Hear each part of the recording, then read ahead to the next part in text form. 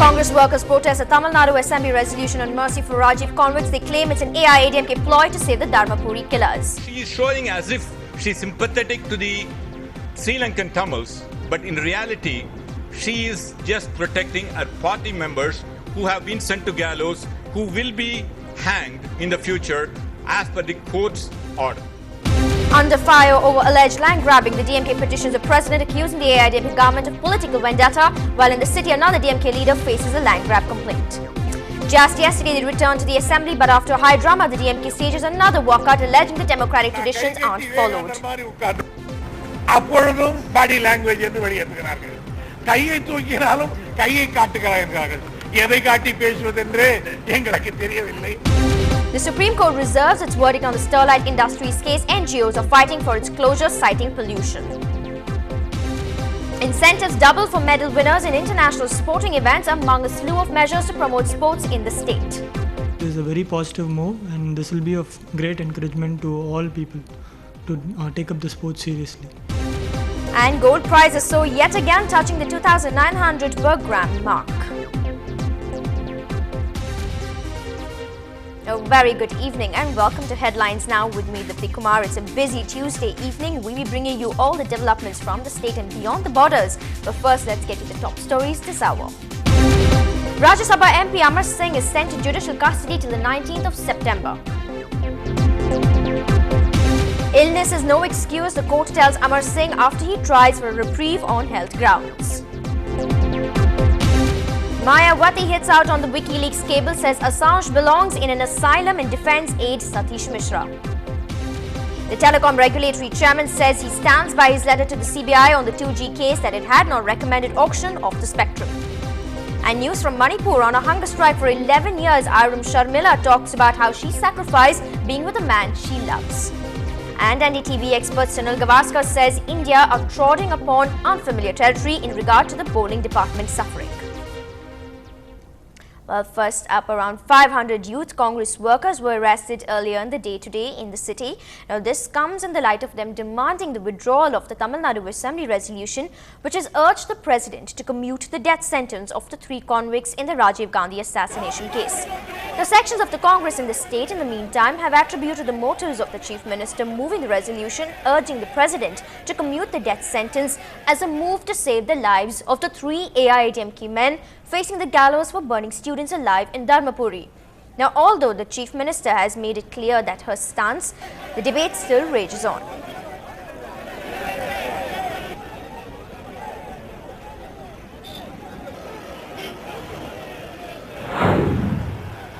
See, the chief minister is a very smart lady. She has always been very calculative in all her political moves. It is her party workers have been sent to gallows recently for burning the innocent students at Dharmapuri to protest against she being arrested about 5 years back on corruption charges. Now that they are sent to gallows, to protect them, if she were to do it later, people will rise against it.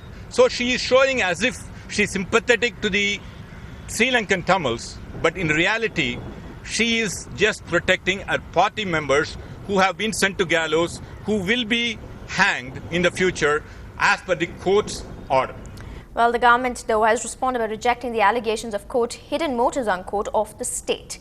Well, moving on, it has been a productive day of discussions and resolutions passed at the Assembly. Top of the list, of course, was the Social Welfare Department's announcements for the following: opening up shelters in North Chennai for street children, also offering free washing machines for children's homes so they are able to wash their clothes. Now, under the Cradle Baby scheme, welcome kits for every child received by the reception centres is what's planned. And under the Social Security Pension scheme, over 5,544 Sri Lankan Tamil refugees will benefit. Now, in the visually impaired, 220 visually impaired PU students studying in government colleges will receive speaking software along with laptops. Now, 560 students will then receive free laptops as well, and 1,000 hearing impaired students will also receive hearing aids. Well, almost in a desperate move to seek help against the numerous land grab charges allegedly foisted on DMK party members, a delegation of DMK MLAs, including T.R. Balu and Dayanidhi Maran, met the president in Delhi earlier this afternoon. Now, the ministers addressed the numerous arrests by the AIADMK government of fellow DMK members on land grab charges, terming it political vendetta. Now, DMK frontmen have been arrested over the last few months on counts of land grabbing.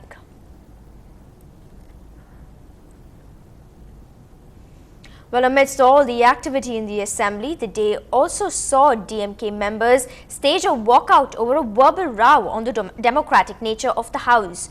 Now, when DMK members addressed their distaste in the numerous arrests of their members on land grab charges, the Speaker dismissed the nature of the address and evicted MLAs from the opposition. அவையிலே இருக்கிற ஒரு உறுப்பினரை பற்றிய இன்னொரு உறுப்பினர் குற்றச்சாட்டை சாட்டுவது சட்டப்படி தப்பு, சபாநாயகர் அனுமதிக்க கூடாது. அதே போதுதான் கலைஞர் அவர்கள் இந்த மன்றத்தில் உறுப்பினர், எங்களுடைய குழுவினுடைய தலைவராக இருக்கக்கூடிய தளபதி மு க ஸ்டாலின் அவர்கள் இந்த மன்றத்திலே ஒரு உறுப்பினர். அவர்களை பற்றி எல்லா விதமான குற்றச்சாட்டுகளையும் அளவிட்டு சொல்லுகிற பொழுது அது முறைதானா என்பதை எங்கள் நண்பர்கள் கேட்டிருக்கிறார்கள். இரண்டாவது, அவையில் இல்லாதவர்களை பற்றி பதில் சொல்லுகிற அவர்களுக்கு வாய்ப்பில்லாத காரணத்தால் அவர்களை பற்றி பேசக்கூடாது. ஆனால் அவையிலே இல்லாத அழகிரி போன்றவர்களெல்லாம் இழுத்து இந்த சபையிலே பேசியிருப்பது கண்டிக்கத்தக்கது. இதை நீங்கள் சபை குறிப்பிலிருந்து எடுங்கள் என்று கேட்டிருக்கிறார்கள். ஆனால் சபாநாயகர் அவர்கள் அதை மறுத்திருக்கிறார்கள். வழக்கமாக ஆளுங்கட்சிக்காரர்கள் எழுந்து கோஷமிட்டிருக்கிறார்கள். இவர்களும் அதை நீக்க வேண்டும் என்று சொல்லியிருக்கிறார்கள். உடனே எங்களுடைய ஒரு உறுப்பினர் நீங்கள் நியாயம்தானா என்று கேட்டிருக்கிறார். கையை தூக்கினாய், விரலை காட்டினாய், ஆகினால் வெளியேற்றுகிறேன் சொல்லியிருக்கிறார். இது ஒரு பெரிய சங்கடம் எங்களுக்கு. நான் கை கட்டி விவேகானந்தர் மாதிரி உட்கார்ந்து அப்பொழுதும் பாடி லாங்குவேஜ் என்று வெளியேற்றுகிறார்கள். கையை தூக்கினாலும் கையை காட்டுகிறார்கள். எதை காட்டி பேசுவதென்று எங்களுக்கு தெரியவில்லை. ஆகையினால் அந்த உறுப்பினர் வெளியேற்றிய பிறகு மற்றவர்களும் அதை பற்றி அதே நிலையில் இருந்த பொழுது மற்றவர்களையும் காவலரை விட்டு சபாநாயகர்கள் வெளியேற்றி இருக்கிறார்கள். சட்டமன்றத்தில் ஒரு ஜனநாயக மரபு கொஞ்சம் கொஞ்சமாக நீத்து போகிறது. இது நல்லதல்ல. இது சபாநாயகர் அவர்கள் படித்தவர், சட்டம் படித்தவர், அவர் உணர வேண்டும். முதலமைச்சர் அவர்களுக்கும் அதை உணர வேண்டும். காரணம், எதிர்த்து குரல் கொடுப்பதே சட்டமன்றத்தில் இருக்கக்கூடாது என்ற நிலை இருந்தால் ஜனநாயகம் எங்கே இருக்கும்? Well, as the DMK MLAs walked out from the assembly protesting against the remarks of Adi Dravida Welfare Minister N. Subramaniam on DMK's chief family members, Deputy Leader of the Opposition and DMDK Presidium Chairman Panruti Ramachandran defended the words of the minister. Now, he told the House that the DMK legislators don't have the mindset of a sportsperson to accept positive criticism. சட்டமன்றத்திலே நடந்த காட்சியை நாம் பார்த்தோம். மாண்புமிகு ஆதி திராவிடர் நலத்துறை அமைச்சர் அப்படி ஒன்றும் நடக்காத சம்பவத்தை சொல்லவில்லை, உண்மைகளை சொன்னார். திகார் ஜெயிலிலே கனிமொழி இருக்கிறார் என்பது உண்மை. உண்மைகளை சொல்வதற்கு இந்த மன்றத்திலே உரிமை உண்டு. ஃபேக்ட்ஸ், உண்மைகளை, சம்பவங்களை சொல்வதற்கு உரிமை உண்டு. ஆக அதை கூட தாங்கிக் கொள்ள முடியாமல் ஒருவேளை எங்கே தங்களுடைய தலைவர் இதையெல்லாம் கேட்டுக்கொண்டு உள்ளே ஏன் சும்மா இருந்தீர்கள் என்று கோபித்துக் கொள்வார்களோ என்கின்ற காரணத்தாலோ என்னவோ அவர்கள் இன்றைய தினம் வெளியேறி இருக்கிறார்கள். அதுதான் இந்த ஸ்போர்ட்ஸ்மேன் மென்டாலிட்டி இல்லை என்பதைத்தான் அதை காட்டுகிறது. Well, giving us a closer insight on the proceedings that have happened through the day at the Assembly is our principal correspondent, Peer Mohammed, who joins us on the phone line right now. Peer, it has been an eventful day at the Assembly, to say the least. The DMK have definitely staged yet another walkout, this time on undemocratic comments that have progressed in the House. What are the political developments of the DMK that you know of at the moment? This has become quite common in the State Assembly these days. Particularly, the DMK ended 3 weeks of boycott and started attending Assembly from Monday. On Monday, over some remarks, they walked out, and again on Tuesday, that is today, again they had protested against some story narrated by State Adi Dravida Welfare Minister, and said that they are objecting to the remarks, and they objected to the speaker, and later They were evicted by the orders of the speaker because they were shouting and disrupting the assembly proceedings. Now that the entire assembly, except even the Congress members, were not supporting the DMK stand on this issue, the main opposition, DMDK, particularly was very much with the AIDMK. The DMK finds itself increasingly isolated in the House, and they did not find any support even from the Patali Makkal Katchi.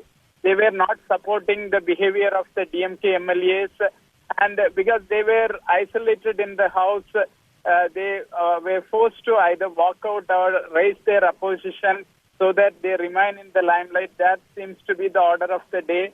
And the speaker is also not taking very harsh action against them because once they get out of the assembly, there was nothing talked about them. Particularly, some members were talking about disciplinary proceedings, but the speaker was not initiating any proceedings against them. When they went out, the assembly proceeded as usual. The social welfare minister went ahead with her announcements, and Chief Minister also went ahead with her announcements to promote sports in the state. Right. Thanks again for joining us there, Peer. That was our principal correspondent, Peer Mohammed, telling us about the developments of the DMK, especially after today when they walked out of the assembly. Well, moving on, it has been a tumultuous time for the DMK party, no doubt. Another case of man down. A film producer in Chennai lodged a land grab complaint against DMK strongman V.S. Babu. The film director Sakti Chidambaram lodged a complaint with the Greater Chennai Commissioner of Police J.K. Tripathi against DMK's former North Chennai District Secretary.